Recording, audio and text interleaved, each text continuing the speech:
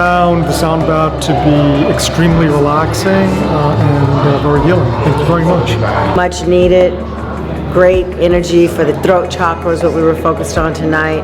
And there was a new sound healer added to the group, and that just resonated with a variation of all kind of sounds that were just very, very touching. They're very vibratory and a lot to be able to take into meditation. So this was my first sound bath experience.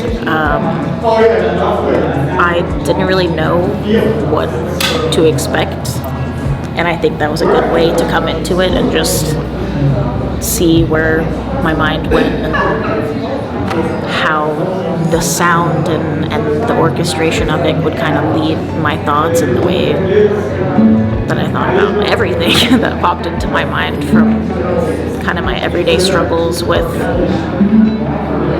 being in touch with my own thoughts and feelings and body, and like the difference between those three things. I feel like I had some miniature epiphanies during the experience. I don't get a lot of time, or don't make a lot of time for myself to really like sit and just do one thing at a time. So it was really special to be able to just be where I was and allow my mind to float, you know,